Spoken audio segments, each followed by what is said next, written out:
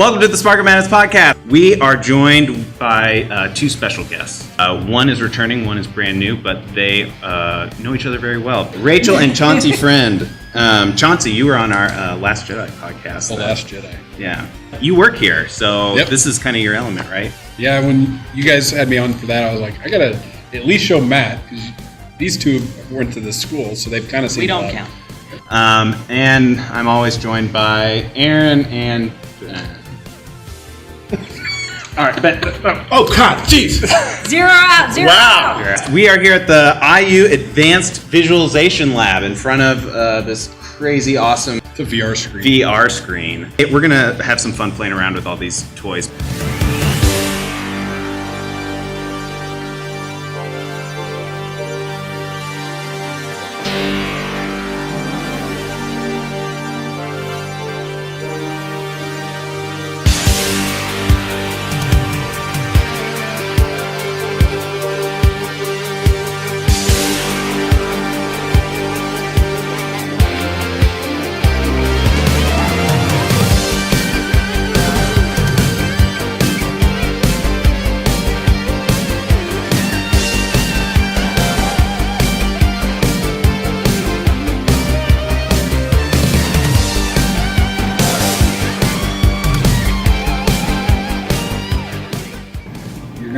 In the virtual world, okay?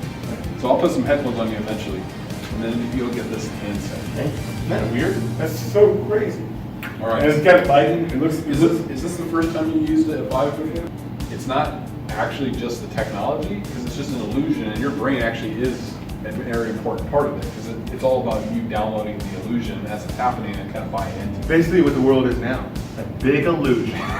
All right, so there's a heat lamp here that's just an incandescent heat lamp. It's like 300 watts. Very simple Brewster lamp you'd buy at like Farmer Supply. These are just air circulator fans. That one right there is simulating just some slight breeze. Look, even the light. I'm gonna put some headphones on you here. Okay. These are noise canceling, so once you launch off, you'll probably not hear us. Just set it up real quick. Sorry, Chauncey. Is there any near me? It smells like BO. I'm just kidding.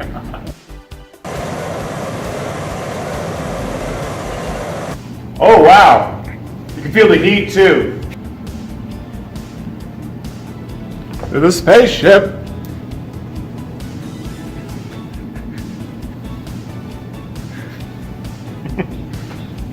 I can show you the world.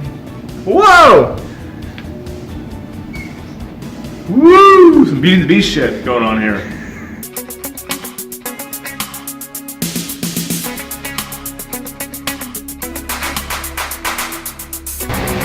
Good night, Neverland!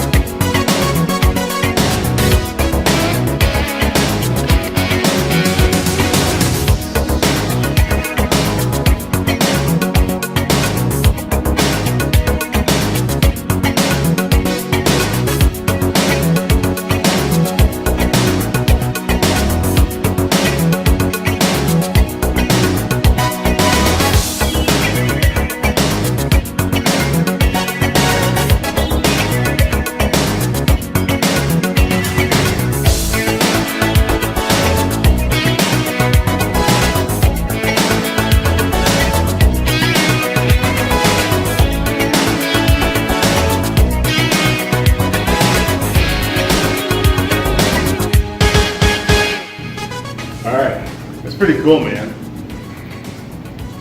It takes off again. I have one note. Yeah. When you're way up in the air, I think the fan's going better. That's always so close to being Actually, when I went up too high, it got even more crazy. Dial it up, kid. I loved it.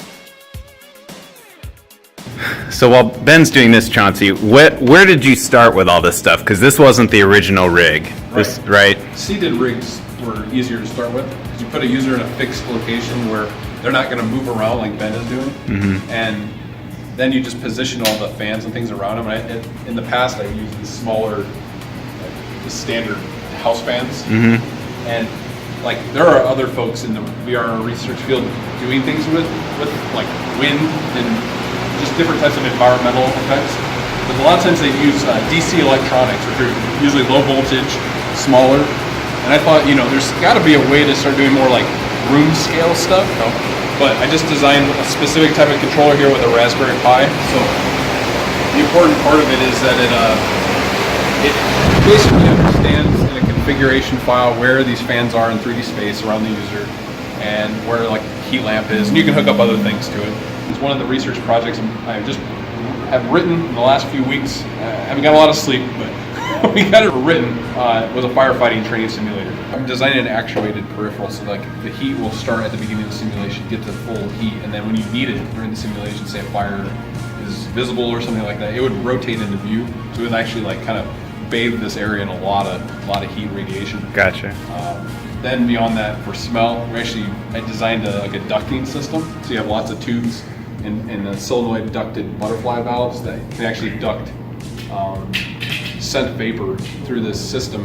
But it's a lot of fun to think about how to do this kind of stuff, but not many people are doing it, and that's the hard part. Is I made a company so that I can make this more available inexpensively. Mm-hmm. So the controller is really what I built, and then of course people can source their own fans or ducting valves and all that stuff. Yeah.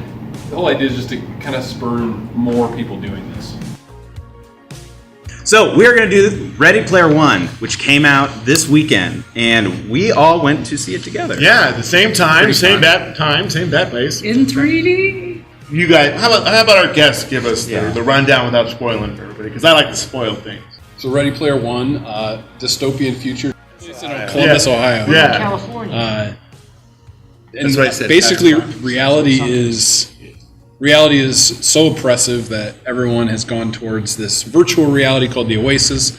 Everyone works there, goes to school there. They, dance on as pole dancers. Their job. There's a shot of that. Yeah, in gaming, of course. But the whole point is that the creator of the OASIS put in Easter eggs. So whoever finds those Easter eggs will own the OASIS, which is apparently, as they say in the movie, the world's most profitable value, like resource or something like that. The OASIS has become the most valuable resource. So everyone is racing to get it, including an evil corporation and the Gunters, which are like hip, cool teenagers that search for the Easter eggs. So there's Gunters trying to find the eggs from a pure like gaming standpoint or from a more altruistic standpoint. There's an evil corporation who wants to take it over and like sell ads and monetize the whole system from behind paywalls and stuff. And they're kind of So IOI is the name of the corporation. IOI, that's right. For a while, I thought they were saying ROI, which I was like, did they really name their name? Did they really name it Return on Investment? No, it's like Innovative Online Industries or something like that. It's like a good binary, but then it looks like ones and zeros. Yeah. This is our cue. Everything from now on is heavy spoilers, even the book, because I want to talk to you, Rachel, and you brought the book, right? Yes. And it's there's no. Well, we didn't mention, but it is signed by. You got it autographed. What are some of the big differences between the movie and the book? That stood out, the tasks. Yeah. The 3 tasks the challenges, to find the 3 keys. They're pretty easy, weren't they? Those are a big, and then the lack, there's a lack of character development. There's way more character development, especially in our main characters. So in the book, getting the 3 keys challenges were more about like intense video game or pop culture knowledge or expertise, right? Yeah. It was Chauncey and I were talking about this on the ride home after the movie. In the book, the tasks are you kind of have to know a little everything about everything. Yeah. Video games, movies, TV, music, but all 80s specific. A lot of it is most of it's 80s, but all holidays, some 70s and the 90s, and the tasks in the movie seem to be more focused on James Halliday's life and his life and his story. But it's his favorite pop culture stuff. It's not just 80s in general. It's like the stuff that he loved. Yeah, he's so antisocial that he would never make a big game to reveal his whole personal life. He would just do stuff that he liked that made him happy. A little much. Yeah. Yeah. And it's also more self-indulgent. to get to the Easter egg, the second clue is basically to find the one clip that exists in the archives that is him like referencing him not taking the leap with the girl he Kira. fell in love with, Kira. And so like you have to scour through my personal history and not like something that we could share a love The about. pivotal moment wasn't the first time his mom caught him exploring himself. In the book, he doesn't see Artemis in real life until the very, very end. And I think that's a better emotional weight. It's probably an actor's contracts because otherwise it would be just their avatar CG the characters. entire time. And And they probably like our actors as themselves have to have X amount of screen time. But the weight of not seeing even his friend, his age, but the emotional weight of him meeting her for the first time. You mean it's like There was no way. There was no way. As an audience member, you're wanting to see what they look like, and you don't know what the reveal is, so you really live through him. You know what I mean more, and like that experience, that weight, and the emotional stuff. I think was missing. so not only did I have a little bit of a problem with how much CG they like flipping between real person and a CG character, it's hard for me to latch on to the CG versions. But even then, like when they went to the real world, it really was like jump into it. Here's our characters, and they're just people playing a game. Like there's no other like added information. Whereas in the book, they really play up the Stax side of it, and especially Wade, but also the entire world's like poverty and like the reason like this really is an escape. And so, did the dystopia idea even come through at all for you? Yeah, sure. Their houses were stupid. They're like drone overlords. I don't know. I just felt like this movie set it up with like there was no. I think I even wrote in my notes. We have no reason not to find this this ridiculous. It just felt like people loved playing a game, and that was it. It didn't feel like this was an escape. There's like when a that was tiny kind of the little underlying voiceover theme. at the beginning where he talks about like the corn syrup droughts or something. Yeah. It's like suddenly a drought of high What's all the Mountain fructose Dew? corn syrup. The sinisterness of IOI wasn't quite there. I mean, because because they were scarier in the book. Yeah, because I mean nobody dies other than the explosion of stacks. That's the worst thing they do. So Chauncey, so as somebody who didn't read the book, how does all of this kind of come through for you? I think I got it though. I mean, it was just like enough of a signal. I didn't have to have more. Like if I see cubes of people in VR headsets, and then later I learn that one of them can't. When one gets in, they can't take it off. I mean, it's pretty obvious to me what's happening there. It's like indentured servitude. They're basically slaves. So like that's pretty evil to me. I don't have to see someone getting like beaten and tortured and stuff like that. The first thing that stood out for me, and I'm curious what you guys thought, was how there are certain scenes that I think we can talk about, but overall how they visualize this world and the game side of it. The science fiction of the Oasis is cool to see. You know, if you go actually into real reality beyond the movie, like the Oasis could happen. Like I was telling Rachel, I was like, You're working on it. I wrote down visual effects porn was this movie because like half of it is like just amazing special effects and the characters are entirely CG for that time, but then also the sequences are pretty well done. And they have those two awesome sequences. So there's the car. I feel like the car sequence, and then the epic battle at the end, which is just here's every reference. Go go go. Give me Gremlins. We got Gremlins. Well, from a technical standpoint, I was telling Chauncey on the way out of the theater that I thought the facial performance capture was really good this time. I don't know if it was hand animated or not. I can only assume it was performance capture. yeah, it was. Normally, it's really hard to get facial movements done right. They always look unnatural and stuff. They looked, for the most part, convincing in this movie. And can we talk about the sequence of the Shining sequence? That was amazing how they replicated shot for shot of that and made it in 3D space. Also visualized it in a game kind of way with like, oh, here's the zombie thing that's trying to kill you. Yeah. Like it wasn't just like relive the movie. It was like, oh, here's something that pops out that is like built into this world that's kind of gamey. Which I like that better than the book. Where they didn't have that sequence at all. No, but in the book, when you go in the movie, all you gotta do is save the life. Well, yeah. That's how you complete it. There's some movies that I would mind, like reliving and acting out the entire movie in virtual reality. Well, Yeah. well, I think that's what's cool. What they that's what's cool. What they did with the movie. I can think of you on Skinamax. Random stuff happening. Well, I think it's demonstrative. Like, what about, the future of Hollywood making movies in VR? It's like, I don't think every movie should be in VR, but there are certain movies that probably should get off the silver screen and go into VR. I think it's a different medium. I think you're always gonna have your movies. I think a VR should be a different medium of telling stories. I really like the music. And there's a couple spots where it is scored, but then a lot of it is just pick any radio station on the weekend. It's like, ladies' weekend, and it's like, it's Van Halen. And, I was listening to music a lot. Yeah, They they did used use the a Back to little the bit of Future Back to the theme Future because it was theme. in the DeLorean. But even like the regular stuff was that Back to the Future like suspense, dun, dun, dun, dun, like music that wasn't. Yeah. It was inspired by Boo's own It was thing. a bit Back to the Future, a bit Tron-esque. My favorite thing about the movie was definitely the Oasis, and it's not just like the blind staring at it. Like, I love what I thought about after I saw things in the Oasis, because my brain went. I'm a unique viewer because I'm in a VR. You looked past the Mirage and found the Oasis. Yeah, exactly. The best thing to me about the Oasis was this whole thing that culminated in the end, which I know is different than the book, but I don't care. I like what they did with the movie at the end. When the whole point was you get control of the Oasis, but it's not for your own benefit. You're a caretaker now because you start to realize that Holiday's, like, his cognition is now into the Oasis. And you think about Holiday, why could he be digitized? Why could his brain be digital? It's because it's likely, they're implying, he's got Asperger's. He doesn't have the ability to have a lot of emotional expression, so he's very much like a computer anyway.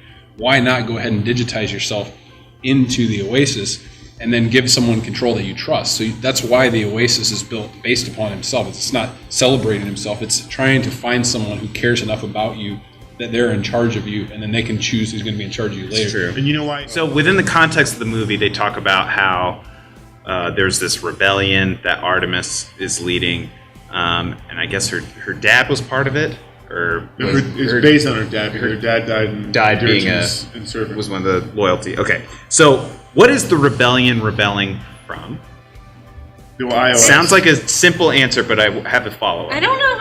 It seems like IOI has some kind of like control over government. The since they have world? police Yes. officers and stuff. Yeah. But so then my question is, the police show up and take him away at the end. So Yeah. there is an outer layer of like Yeah, they didn't lay out jurisdiction. law and justice Well- beyond just this corporation running this thing. Well, that's why the book is better because the book is better because IOI was that it was like they did things in the dark. Yeah. It was more like more mafioso kind of thing. But even then, the rebellions thing still wouldn't even work in the book. That's why it wasn't in it. This felt like a, I don't know hey, if it's remember Hunger Games? I don't Like, know if it's necessarily a true rebellion. I think it's just a group of people that They could they're have calling formed- themselves a rebel, It's just a Star Wars group of reference. rebels as opposed to a clan. I'm still going to knock it because Well, yeah. Artemis just shows up and does this, like, after this happy fun time, they do Dance Dance Revolution, and then they escape from the people Yeah. attacking them, Man, they laughed out rewind loud it, right next to me in the and theater. all of a sudden she just, like, freaks out and, like, shares all these details about, like, wow, your life sucks. My dad died and all this, and it was like 2 seconds and then they're gone. It's like, here's everything about me. And as I'm watching this series, Care about me. It's just, I am a fully fleshed out character right now. It's certainly not the best cinema in the world. Based on how the challenges were different, it did seem like the challenges could also have been accomplished by just about anybody. Yeah, our heroes weren't personally excellent to the point that they were Best of unique and best. special. Yeah, it was just like they happened to do it. And Yeah. no one out, And in the book too, It was it's harder. quest to get the key, and then another like sub quest to find the gate, Yeah. and then a quest to find a key, quest to find the gate. And It's each one is it's really hard and- 6 tasks Yeah. instead And, like- of 3. and The stupid portal. Yeah. Oh, I I- rolled my eyes so hard at that. yes, they Oh, I fell. was Your so eyes mad. fall onto my lap, and I Yes, come back and in. you just 5 minutes into the movie, it's your like, comment- oh yeah, by the way, we've been in here a while. We couldn't figure out how to get the eggs, and all of a sudden this portal showed up, and so now we're on the right path. It's like, what? No, it took forever. Yeah. Like, and Yeah. also it should even if you didn't read the book, it should be like, oh, it Way just harder. showed up. Like what?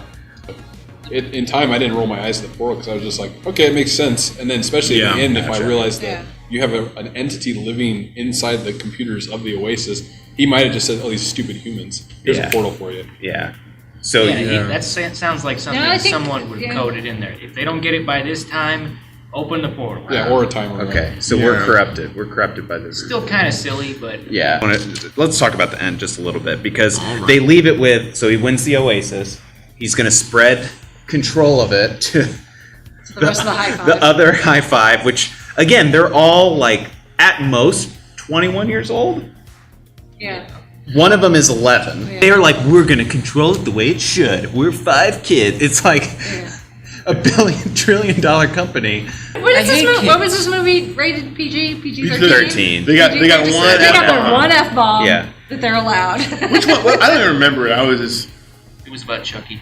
That's just it's not Chucky as an avatar. It's just it's a Chucky Bomb. Maniacal it's an Chucky. asset. It's a digital asset. It's like here's a Chucky. He's an artifact. Pull it out of my... The thing they did at the end was say, and I don't think this was in the book, was that they shut down the Oasis every Twice a Tuesday and Thursday. Yeah, no, Good that's not in the idea. book. And to me, that's like the big problem. It like kind of minimizes the talk about like what the Oasis really means to people by saying like you got to shut it down. Well, that's the thing about the internet, right? So it's like you remember the time when we didn't have a centralized set of common websites you would go to. It was just like you would go to a whole bunch of different websites. Have you seen this URL? Have you seen this one? And then we're really hitting different Look at my servers, GeoCities page. right? So if What would be my top 8? at some point people built these massive constructs that people started going to called Amazon and Facebook and social media and whatever. And then now web browsers can do 3D graphics, so they're starting to allow headsets to view web pages. So you can build browsers that are in VR now, and it's like, well, you're navigating the web. So at some point, somebody's going to make content that's so good for VR on the web. They're going to go to it on the headset. And then eventually you'll get to a point where that's not that cool anymore, and you're going to go to this other one. And then it's like you're going to have this common set. And then you get the competitive thing going. That's not present in the movie at all. No. Well, and It's the genius that made a thing, and everyone accepts it. so my big Surprise. takeaway for the whole movie, because going into it, as you guys know, because I've talked about it a lot, I had very low expectations for the movie because I actually came away from the book not liking the book very much. I felt like this is it's fun from a nostalgia standpoint. Really, I didn't like how it glorified obsessing over pop culture. Like it was kind of like, I'm with you on that. what I liked about the movie was that it pivoted from that and made the quests kind of around more real Fun. life things. And Thinking out of the box. right, and like this world that is built around nostalgia and escapism, all this, really the way to unlock it is to appreciate the things in the real life. So I like that they pivoted, but they pivoted so far that way. Somehow a movie that in a book that came around like celebrating nostalgia and stuff, I didn't get the sense that the movie was nostalgic at all beyond just having It's these. just full of references. It's just here are the references, but it had nothing to do with like people and why they love what we've been talking about, why people love going into VR. And the retro things. Why do people still love playing Atari? Right. Why do people still love watching 80s movies? that essence of like why we love pop culture and why it's personally impactful was lost entirely in favor of not just like celebrate real life, but all like in order to win this game, you had to celebrate that guy's life. Yeah. Like that one guy. Which to me, he's kind of an asshole. He's kind of like, they make him really good in the book, but or they try like they don't ever point it out. But as you're reading it, your objection of him as a person, Halliday, the creator, is like, well, this guy's so like in love with himself. He wants people to know what he loves and make a museum about his memories and all. Like it's like this is so like what a there's jerk. an Draw the line in having a complete video library of your entire life. That was weird. Yeah, that is weird. Ernest Cline he like in interviews explains that he's flawed himself. Like he's gone through divorce, or not through divorce himself. His parents had a horrible time with family growing up, so he turned to video games and pop culture and Steven Spielberg himself as a kid, and loves nostalgia. And I mean, you see it in how he writes. So then he wrote Holiday as a mirror of what he would like to be, which is a flawed, kind of bizarre person who turned to the creation of the Oasis. I don't think we should think of Holiday as an unflawed Santa Claus. I think he is supposed to be very flawed and bizarre, actually. But I think This world Steven is Spielberg bizarre. didn't do it right. I do want to talk about some some technical things I think are so stupid about the movie. Like, Yeah. the haptic systems don't work like that. Hit me. No, they don't. I've seen the movie like That's the right move. during battle. Wouldn't you turn it off? Yeah, why would you Why want would to you feel want the to feel pain? anything? Yeah, right. You just flip it off. Yeah, for dancing. Well, that's why they showed the bros and the commercials like, you gotta feel the pain, earn it. Yeah, but I'm saying like, Okay. Forget about that. Yeah, I have the most important question. so you can see their Okay. face. Where was the consistency between walking on treadmills and not? Yeah. Like they're on the street, they're running into cars and walls. like oncoming traffic. Just Meanwhile, the bad Yeah. guy just sits in a chair. Oh. Like, Yeah, why right, wouldn't so you just do that all the time? Here's the other one. Is That his doesn't haptic suit. He's wearing the haptic suit. He's in a stupid chair. You sit down the whole time. Now, okay, they do an illusion so that it makes him seem like he's in his office again. He went like this and took it off his head. They would have had. I started thinking through this. I was like, what would you have to do even if you had the 3D model of his office and it was all recreated? Let's just assume they had that. They And made that didn't have the 2 days, 3D by the model way. in 5 seconds. You know. Then he actually took his goggles off, so he would have had to feel. They would have had to reprogram his haptic system so that he actually thought he felt his goggles right before he touched his real goggles to take them off. Yeah, they hacked it. What's the confused about? They did it. End of story. out of 10, what would you give it? Maybe a 7. I think I would recommend it to. I think it would have to be someone that would appreciate like all the pop culture references and is looking for something that's really just kind of a fun romp. If you have a middle school aged son or daughter who's into gaming or VR technology, it's excellent to go see as like a, like parents and kids kind of thing. Definitely not great cinema. I give it probably like a 5 out of 10. Whoa! No nostalgia for you Jeez, with man, this. I- It's just I cold thought I hard was- facts. I found myself, even The book and the movie. I actually remember I told people right after the book, I was kind of surprised how much of a YA novel it really was. It was meant for a high school kid. That's what it felt like to me. And I left the movie thinking that somehow the book was more adult than the movie. Yeah. It's still a very fun movie, and I actually agree with you. I have it at a 5 out of 10. So the movie I would get, I would give it a 6. I'd say just something for fun, something different, that it's not a superhero movie, and something different. It's like, you can watch it if you wanted to. I give it a 6. I think it's a good Sunday afternoon movie. Good for kids. Yeah. A couple of good jokes in there. Not high cinema, but it has some good little action set pieces. The race was good. It was fun to watch. Yeah. I like the The beginning. Gundam fighting Robo Godzilla, that's really good. That was cool. Yeah. It was an enjoyable experience. So, Rachel, you have a podcast. When do you, what's it kind of, just give people who will be watching this The what it's kind of information. about and when where and when they can find it. Oh, well, you can find all of our stuff at the Five-ish Fangirls.com, and we're just a pop culture, nerd culture, geek culture. We focus on some TV shows. A lot of those are starting to get canceled, so we're going to have to figure out what we're going to start reviewing as far as some TV shows. Books, comics, conventions, that sort of thing. So we're weekly, so. Weekly? Okay. But what would you like to share with people about what you're doing and What I'd like to share, I own a company with Rachel called Cyutil, Cyutil, and I make a controller for virtual reality so that people can feel wind, heat, maybe even Speaking smell of haptics. the virtual reality environment. It's called Cypipes. So you go to cyutil.io, you can check it all out. And check out the Cyutil podcast. But really, go check out the website because it's really fascinating what you're It is. doing. Like if you're interested in the whole haptics thing and virtual reality at all, like what Chauncey and Rachel are doing is really cool. So. I just do the paperwork. Spared no expense.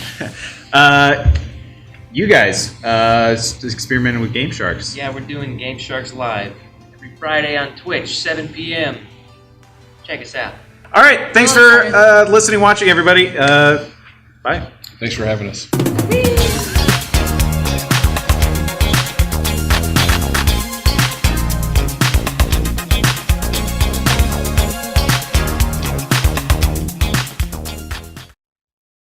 Out there among the millers and the weavers and their wives, through the world's and cables I can see them.